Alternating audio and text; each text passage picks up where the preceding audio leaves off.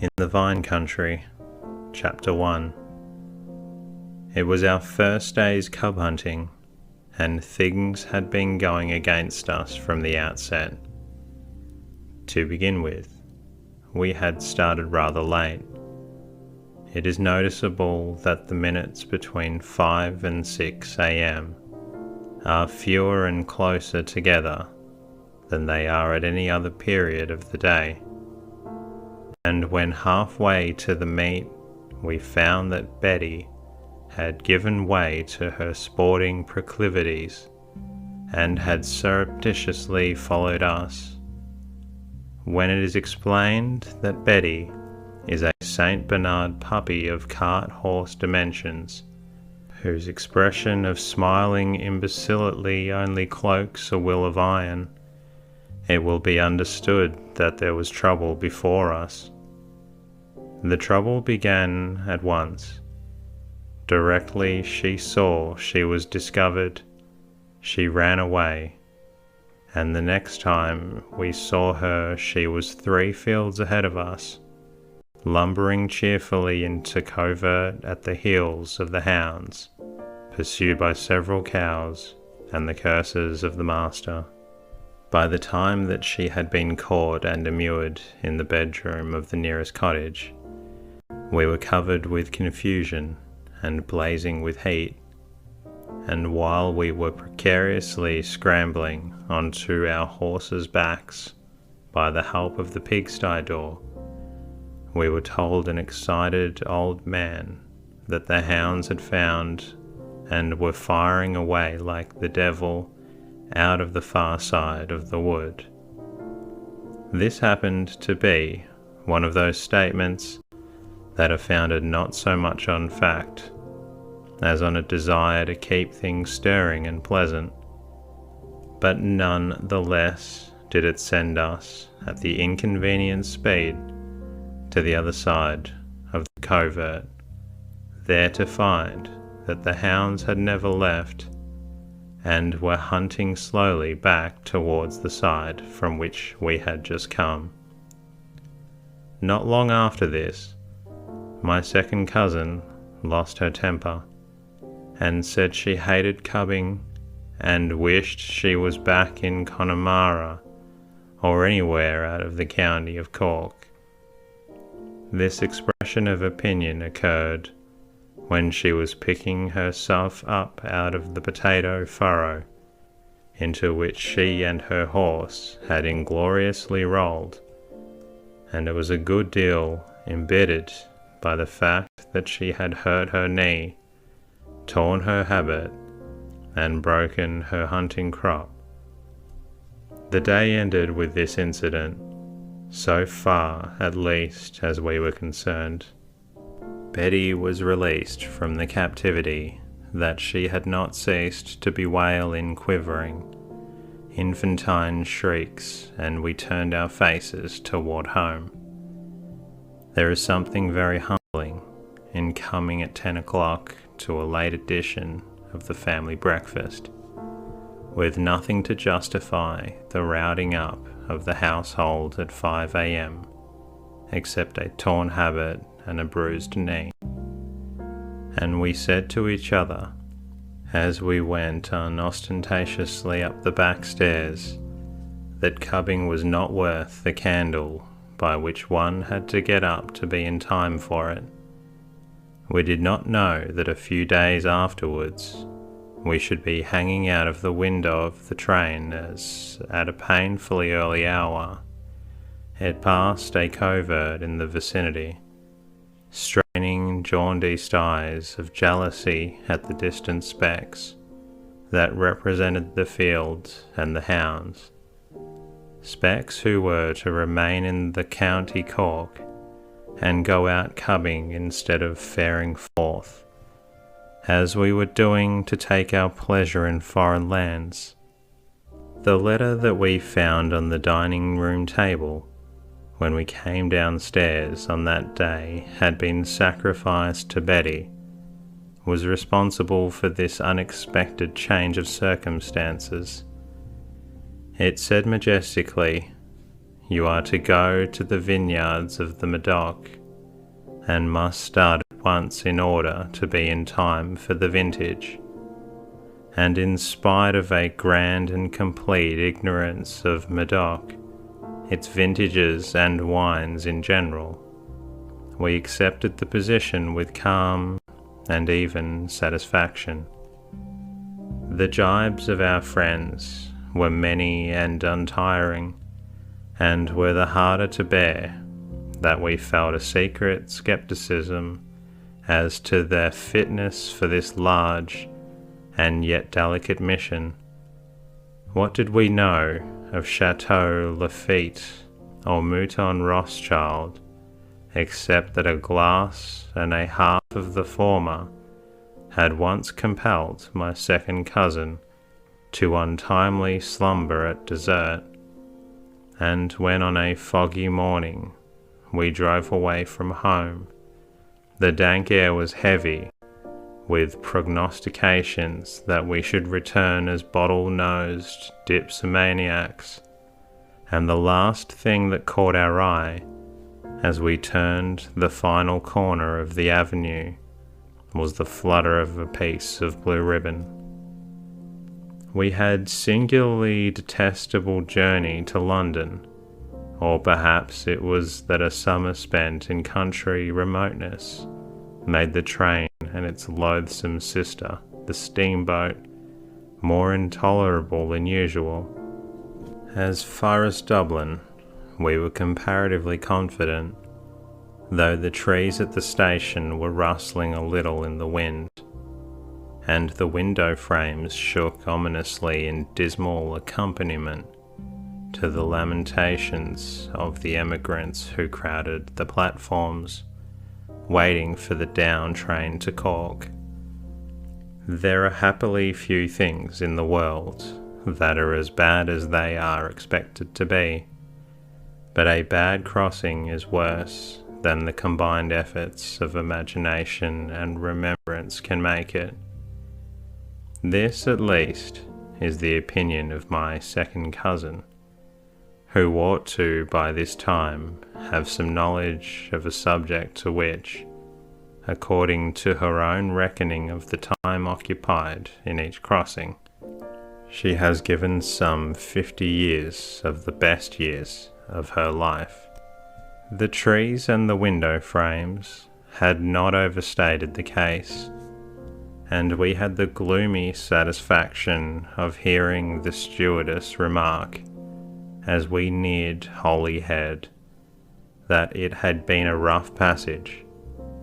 We could have told her so ourselves, but still it was gratifying to have the thing placed on an official basis. In the pale morning, as we endured that last long hour before Euston is reached, we read in headachy snatches a pamphlet that we had been lent about the wines of 𝐸𝐸𝐸𝐸, and our souls sank at the prospect of expounding the laws of fermentation to readers who would be as oppressively bored by it as ourselves. But our first day in London routed this hobgoblin. We were to enjoy ourselves. We were to taste claret if we wished, or talk bad French to the makers of it if it amused us, but to improve other people's minds by figures and able disquisitions on viticulture and the treatment of the phylloxera. That was not, we heard with thanksgiving, to be our mission. The 3 days before our start were spent in the manner customary in such cases. That is to say, we moved incessantly and at an ever-quickening pace between the Strand, the Army and Navy stores, and High Street, Kensington, laden with small parcels, foot store from the unaccustomed flagstones, and careworn from the effort to utilize the underground return tickets, that an ideally perfect program had indeed us to take in the morning, In addition to these usual cares, another more poignant anxiety fell to our lot. We were lent a Kodak for the benefit of the unlearned. It may be mentioned that a Kodak is a photographic camera of the kind that is to the ordinary species as a compressed meat lozenge to a round of beef, and as neither of us knew anything about it, it became necessary to learn its mechanism in a fevered 10 minutes, or to leave it behind. Ambition fired us to the attempt, and having adjourned with the Kodak and an instructor to the severely simple scenery of the gardens on the Thames embankment, we received there our first and only lesson. What its results were will never be known to the public. A group of intoxicated ghosts lolling on a bench in the depths of a spotted fog can be of little interest to any one except the artists, and even to their indulgent eyes its charm is of a somewhat morbid character. After these agitations, the corner seats of a railway carriage at Victoria had a restful luxury about them that was almost stagnation.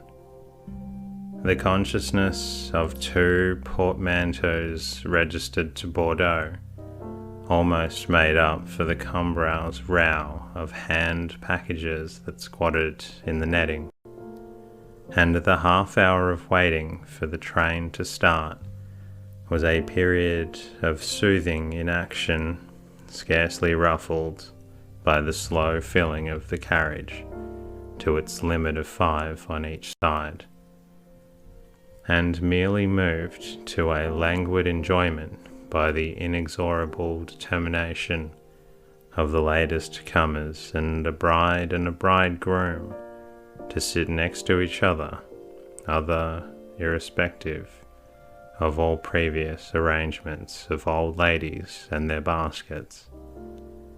They had about them the well-known power of making their innocent and well-meaning fellow creatures feel in the way and in the wrong, and the eyes of the carriage sought the windows or the ceilings as if by word of command, when after settling down of the glowingly new bags and rugs was completed, the latest comers leaned back and gazed into each other's faces with an unaffected ecstasy. The fact that both wore gold-rimmed spectacles imparting a sort of serious lustre to their mutual regard. The gaze seemed to us to last most of the way to Dover, except at those moments when a glance or two was given to their fellow passengers, a glance of almost compassionate wonder that people so uninteresting and so superfluous should be alive. It gave us an instant pleasure when, some time afterwards, on board the boat we saw the bride's fringe was blown into dejected wisps, and that her groom's nose was blue and his face pinched. Before we reached Dover, an example was vouchsafed to us, further proof, if such were needed, of the difficulty of saying goodbye agreeably at the window of a railway carriage. In this case, the victims of the customs stood on the platform, smiling spasmodically at the other victim in the carriage and saying at intervals, "Well, you'll write, won't you? So good of you to come and see me off. Well, mind you write. Oh yes, dear, be sure you give my love to Mary and Aunt Williams." Then they all smiled brightly and nodded their heads, and the traveller with her chin upon the window-sill beamed galvanically down upon her friends, and in her turn adjured them not to forget to write. As the train moved off at last, the farewells thickened to a climax, and we were privileged to observe how, when the final delicate flutter of the hand had been given, the smile disappeared from the face of the traveller, and she thankfully yielded herself to the deferred enjoyment of her newspaper. Of the further journey to Paris, there is happily little to record. De hocht geluk hat rein ledier, and the most satisfactory travelling is that which lends itself least to description.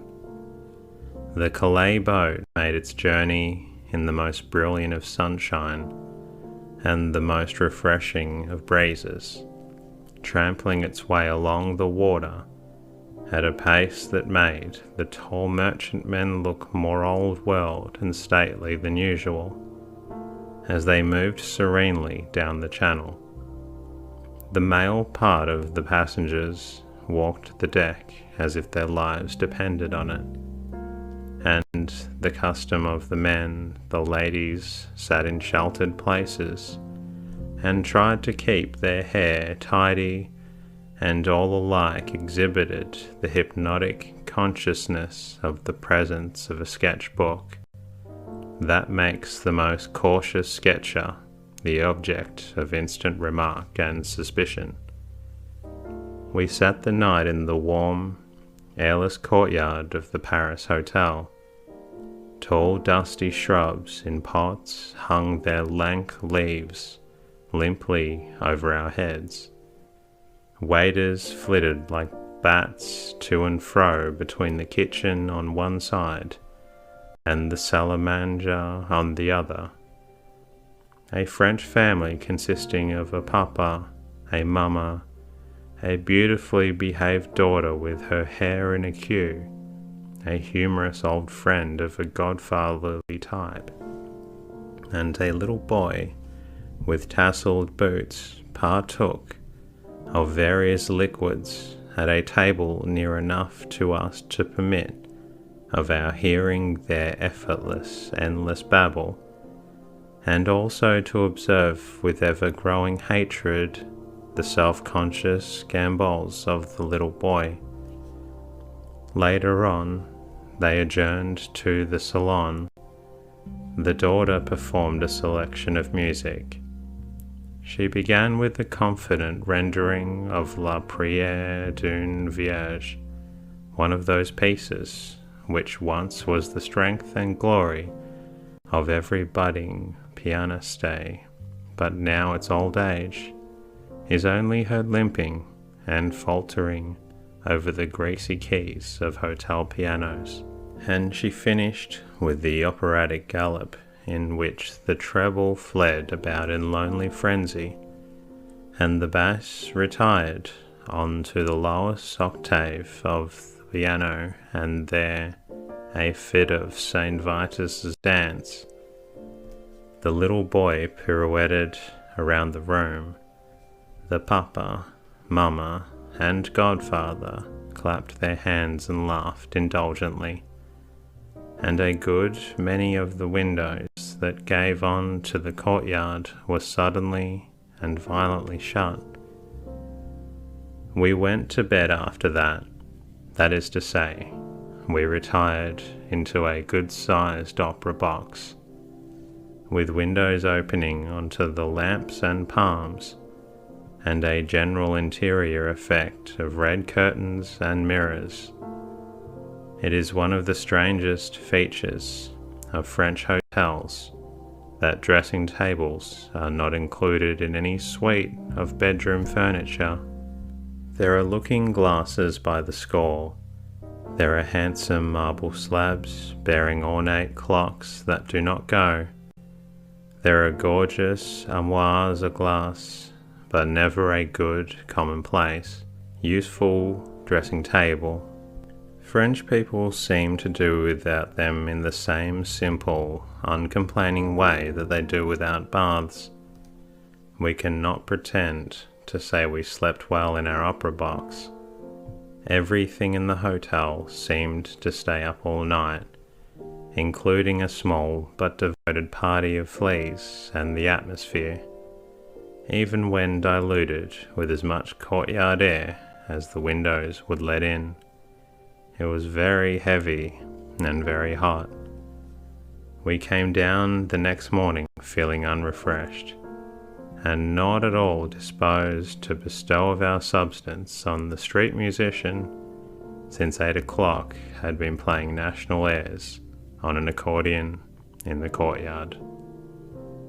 That concludes tonight's readings. I hope it made you feel a little drowsy before sleep. If you want to listen to more episodes, you're more than welcome. Please check them out